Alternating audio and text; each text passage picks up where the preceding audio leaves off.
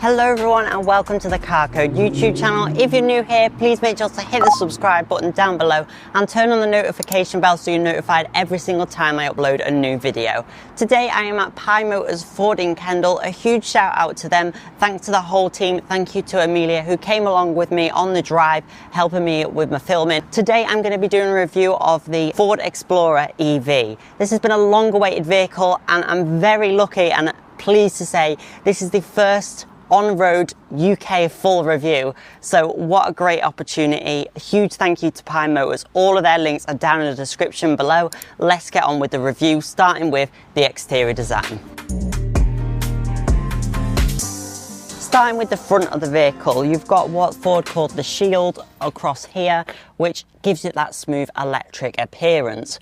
But other than that, you might even mistaking it for an internal combustion engine vehicle just because it has the true chunky styling cues and things that you wouldn't necessarily think of when you think of an electric vehicle, like this plastic cladding and like the chunky styling and like this steeply raked windscreen that you'd normally not really see on these sort of vehicles. You have Explorer spelled out in gloss black, which on a black car blends in a little bit but looks nice. Of course you have the Ford badge, the flatter badge here proudly in the front of the vehicle, which looks great.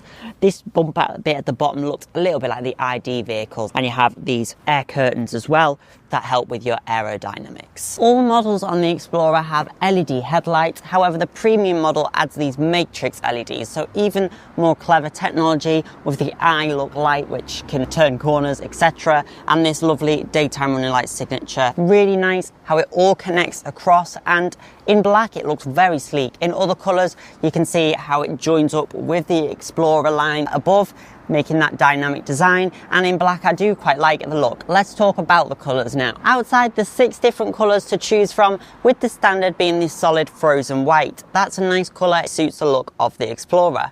All metallic options are £800, which isn't the cheapest, including this agate black. It looks very clean in black. I think it has a nice look to it, and I think a lot of people are going to go for it in the black colour. My favourite is definitely the Arctic blue that I saw it in London. It's a flagship colour for the Explorer and it's exclusive to the Explorer as for now.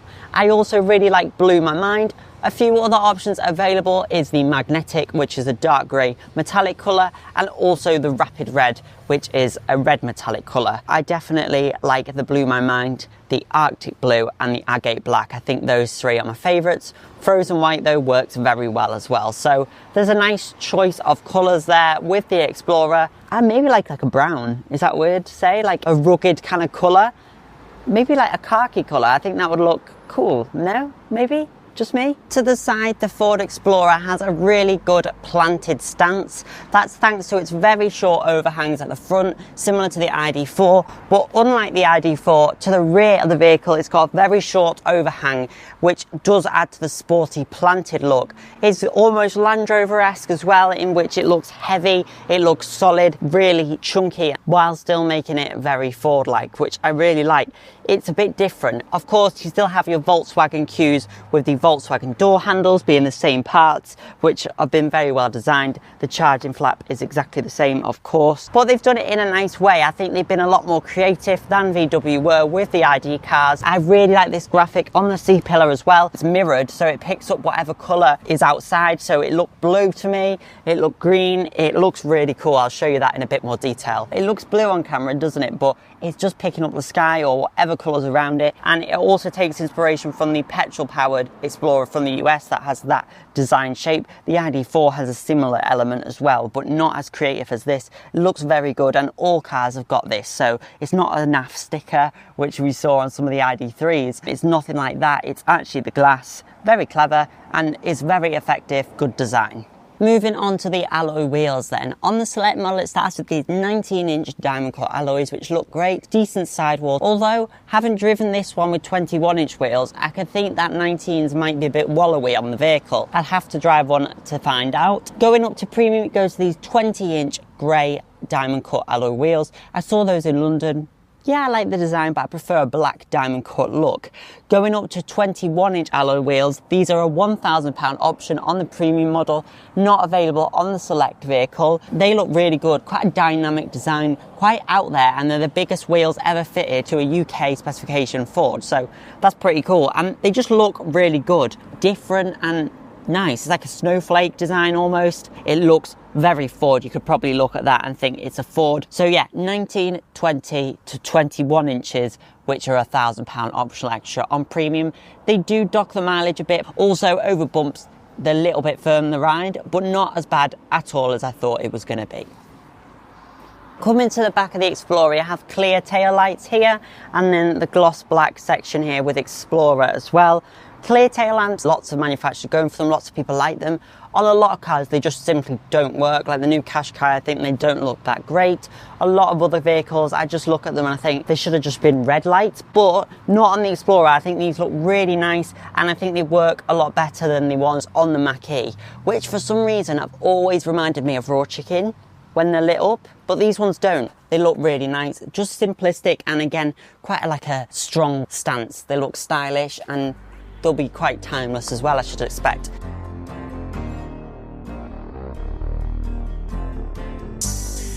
Let's take a look at the boot space in the Explorer. This has got the electric tailgate, being the premium model, so that comes with the electric tailgate, which is excellent. You can get electric tailgate on the select model with the driver assistance pack that includes that option, which is great. You've got this parcel shelf, which a few people complained about, but I think that's fine. It saves weight and you can easily remove it, which is great. It's a really easy feature to have, very similar to the one on the EMY1 as well. So that's not a complaint at all. The boot gives you 450 litres of space, which isn't class leading. It's not the biggest boot in this class, but it's plenty big enough for most people. The seats don't recline or slide forwards or backwards, but most people will be fine with this. It's bigger than the smaller vehicles, the Cupra Born and the ID3 with their 385 litre boots. This extra space will be enough for many people. You've also got the false floor on all models as well, which is excellent because you can put your cables underneath there. And you've also got your little extra section down here, got the towing eye.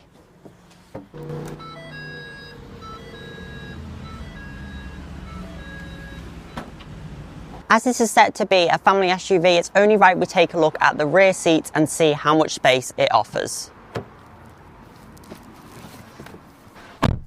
So, sitting in the back, what is it like? Well, very light and airy because you do have the pan roof. That's really nice. You've got the centre armrest, same as the ID4, very comfortable. Seats are nice and supportive. This diamond stitching on the premium model is lovely. Same ISOFIX points where they are attached, so that's good. They're very easily accessible.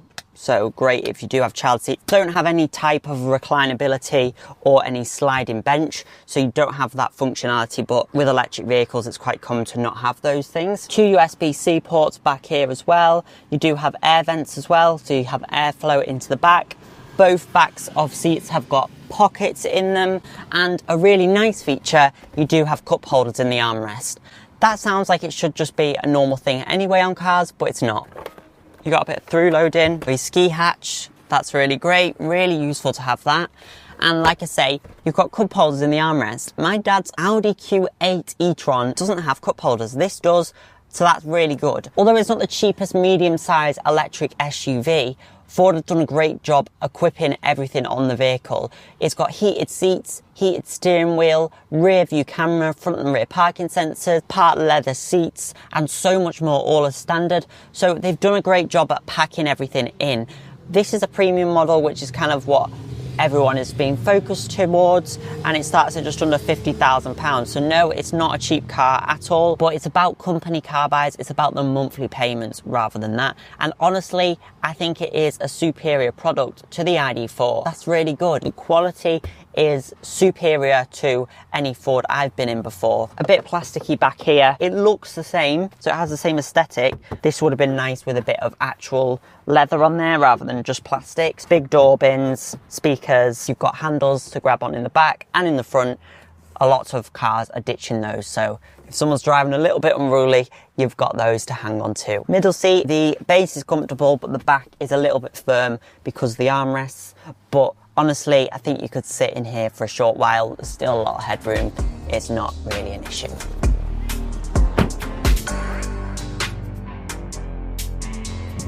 So, driving the electric Ford Explorer. This is the rear-wheel drive extended range model, which is what this car has launched as, and there will be a normal standard range vehicle coming later on in the year. We're coming up to national speed limit now, so I'll test out the acceleration. This one does 0 to 62 in 6.4 seconds, so pretty nippy. The standard 168 brake horsepower model will do it in 9 seconds, which some have said isn't the quickest, but that's plenty fast enough for most people, especially comparing it to normal petrol cars. That's about what the Cougar does it in. Feels nice and smooth. It doesn't feel as wallowy as the ID cars from Volkswagen. Obviously this is on the 21-inch wheels, so it does feel quite planted and a little bit sporty, but really comfortable, and that's really great. This is also a pre-production model as well, so the full production one might be slightly tweaked, but it feels really great. The digital dial and all the buttons and everything are the same as in the Volkswagen, but I don't find that an issue whatsoever. It is a partnership after all, and they are going to be sharing parts. Accelerator pedal's nice and smooth as well. It doesn't feel like you're fighting it. The all-wheel drive model is even quicker with 335 brake horsepower. That does 0 to 62 in 5.3 seconds, which is insane. I've got it in B mode as well, regenerative braking mode, and it's very smooth. It's not too sharp. When you come off the accelerator, it's quite a smooth slow down, and you can really control it. It's not too jerky, which I really like. There isn't much noise from the motor either. Of course, it's rear-wheel drive, so it's in the back of the car, doing the back wheels rather than the front. It's nice and refined and quiet. And like I say, I thought that the 21-inch wheels would mean it would be a much harsher ride, but no, it's actually really good. You'd think this was on 19s, and that's what the standard wheels come on, so they'll be even more soft. The 20s, which are standard on the premium model, is probably what most are going to go for, and I suspect those will be the perfect balance. I'm not going mega fast around these corners, but it does handle quite well. A little bit over the bumps is a bit unsettled, but again, it is riding on some very big wheels. They do eat into the efficiency a bit as well, but they definitely look very good. So you can see this angle now. You've got the 14.6-inch Ford Sync Move screen, and then you've got the digital dials here. Some people have complained that this screen is just the ID one with different bits of plastic on it. It doesn't bother me whatsoever. It does the job. It's clear. Everything's clear and concise. Ford have used their own software as well in the screen, which is actually a very good thing. You do have the haptic buttons on the steering wheel. Not many people seem to be a fan of. I do prefer proper buttons, but they're not that bad really. You don't really accidentally brush them, so they don't tap just by touching them. You do have to press them, so that's not really an issue. Can get a heads-up display with the driver assistance pack as well, but I think this is just as good really, which is standard on all cars. That shows you exactly what you want to see. So it is very well equipped as standard, which is excellent, and when the 52 kilowatt hour battery model comes in, it will start from under £40,000. Although it is kind of irrelevant looking at the list prices of EVs, as 80% of people will get them through a salary sacrifice or company car or fleet buyers. So again, it's one of those that it's about the monthly payments for most rather than the actual list price of the vehicle. Again, with electric vehicles, you don't need to pay the car tax, so it doesn't matter if it goes over the £40,000 threshold, you don't pay extra tax on it, which is great. It doesn't feel as rough as the Audi Q4 e-tron on 20 inches. My dad used to have that car, and that felt a lot more firm, maybe quite a bit more sportier, I'd say, but definitely less comfortable than this. You sit nice and high up as well, and it does feel like a proper SUV rather than a crossover. You're nice and high up, you've got that chunky boxy styling, which I really love. It's been styled really well. It looks like a car rather than an electric car, I'd say. Very comfortable. I can imagine a lot of people going for this for their company vehicle, and you get very impressive range as well. How many miles will you be able to explore before you run out of battery? Well, when the standard 52 kilowatt hour usable battery model comes out starting from just under £40,000, that'll give you an official WLTP range of around 236 miles. Going to the long range models on the Select model, that goes to a whopping 374 miles. However, if you go for the long range premium model like this one here, it will give you 354 miles. You're losing 20 miles because you're getting bigger wheels and having more weight thanks to the panoramic glass roof. Those both reduce your range. If you want the all-wheel drive 335 brake horsepower performance model of the Explorer, that'll give you an official mileage of 328 miles WLTP. So hopefully that gives you a good idea of what range you'll get on an Explorer. Real world, you're probably looking at about 190 miles on the short range model, about 300 miles on a long range model, and on the all-wheel drive model, just under 300 miles. These 21-inch wheels are said to decrease miles by about 7 miles, something like that. However, I suspect it'll be more like 10 miles off your range. So the bigger the wheel, the more the rolling resistance, the more juice you're going to use. A small but simple feature I like on the Explorer is the charge port placement. It just makes charging very easy. You reverse into your space and plug in. You've got AC and DC type charging, of course. Really great thing about the Explorer is all models support 11 kilowatt AC charging. If you have an 11 kilowatt hour wall box, that's a great feature to have. Not 22 kilowatt hours, but 11 is good. Some cars are still only on 7. And fast charging capabilities. On a long range vehicle, it can go in DC 135 kilowatts. On the standard range coming later, it'll be 125 kilowatts. And on the all-wheel drive long range model, DC charging up to 185 kilowatt hours for rapid charge. So very fast charging. All cars can do 10 to 80% on a rapid charge in around half an hour, which is really very good.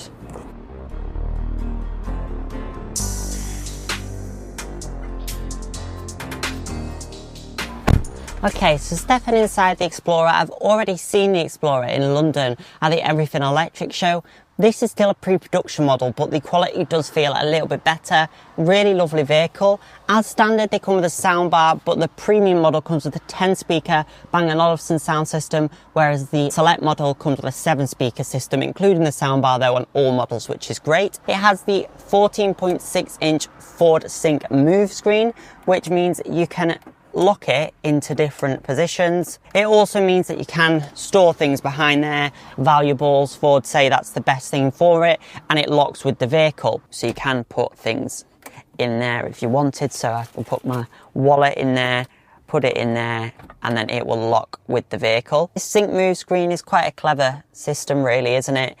It's meant to help with glare, etc. You don't actually have a sunshade with the pan roof, so that might be a problem for some people, but I like it anyway. I worry a little bit about the longevity of this Sync Move screen and the cost of replacing said Sync Move screen, but obviously that won't be a worry for most people until it gets onto the used market in a fair few years. We'll see how these hold up, but nice that you have the flexibility. Much better down here than having it always up here, I suppose, but it doesn't intrude much on your view. Maybe a bit of a gimmick, yes, especially as I'd probably mostly have it in the flat position, but if you want to have it up forward, say for your navigation, then it's great for that. Or if you want to have it down and you can easily control the climate controls, then it's very handy. It makes a lot of sense. You've got wireless charging for your phone down here in the upright stance. Lots of Volkswagen parts are in this vehicle.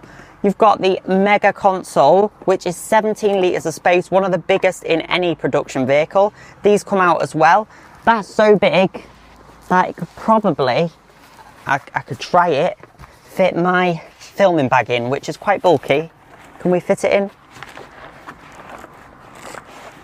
With a squeeze, if we take the cup holders out, we can fit my filming bag in there. That is pretty impressive actually. Then you can swap around the little elements, bits and bobs. With my filming bag in, I can't fit the cup holders in as well, but you have that. And then if you're not using the cup holders, you can just place them down in there and your other bits and bobs. So that's a very good place for my bag actually, instead of it flying about everywhere. I do like that. I think that's very clever. A lot of practicality. These are your cup holders, which you can just take out. And lots of manufacturers are doing more modular things nowadays.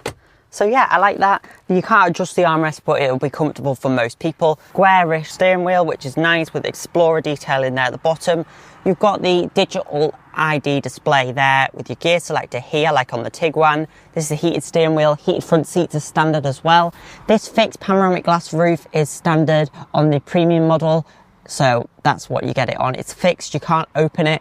These full grey/black Sensico seats with the integrated headrests are actually very comfortable. I'm not usually a fan of integrated headrests, but these are really nice, quite supportive, and in the Select models they're part fabric and part Sensico. So yeah, the cabin is nice. It could perhaps have a bit more colour on it. I think I'd like that, but this light grey is something Ford have used for quite a long time. It looks nice though. It does brighten the cabin up, and I do like it more than the ID interiors. However, The ID launch models, they had like a brown kind of colour, and they did have a lot of Alcantara materials, which I think would have worked really well in the Explorer. Maybe a few like stripes as well, and just bits of different elements. You do have this sort of carbon fibre looking effect and Explorer detail there. So it does look nice, it is modern and very tasteful. Most people are going to really get on with the design of the Explorers, which is really good. This unit is the same as in the Volkswagen Golf, Tiguan, ID vehicles, etc. So that's absolutely fine. Yeah, I do like it. I think they've done a great job. Very comfortable seats. They all have massage function. Do you need it? Not really, but it has it.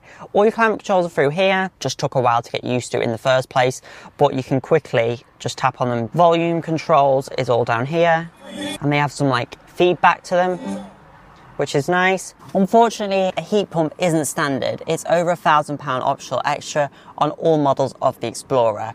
Same as the ID range. So if you want to have a bit more efficiency, you have to go for that, and it's not included as standard. If you like your tech on a car, you might want to go for the driver assistance package. It's £1,800 on select and £1,300 on a premium model. What it adds is a 360-degree parking camera, lane centering, lane keeping assist, active parking assist, and on the select model it adds the electric tailgate, which is standard on the premium model. So it does add a few gadgets and gizmos. However, as standard, the Explorer does come with adaptive cruise control, front and rear sensors, a rear camera anyway, so I wouldn't say you really need to go for the driver assistance pack. It's up to you. It does come with a heads-up display, however this pre-production vehicle doesn't have it. So if you like those extra features, it may well be worth going for, but they've done a great job adding the adaptive cruise as standard anyway. Audi do better because they don't have that as standard even on the performance e-tron vehicles. It's not a standard feature. Inside, I'm pretty impressed. So then, that was my review on the Ford Explorer EV. What do you think? Let me know in the comments down below. Again, another huge thanks to Pi Motors, Ford and Kendall for making this video possible. Dan Part, the sales manager. I do really like the Explorer. I love the way it looks. I think they've done a good job designing it and using the Volkswagen parts in a very well integrated way. Some things could be a little bit better. It could be a little bit more fun inside perhaps. It could be a bit cheaper, but of course, like I say, 80% of customers will do it on company car schemes, fleet schemes, etc. And it makes me quite excited for the smaller EV as well. Thank you so much for watching. Thanks again to Pi Motors, and I look forward to seeing you in my next review.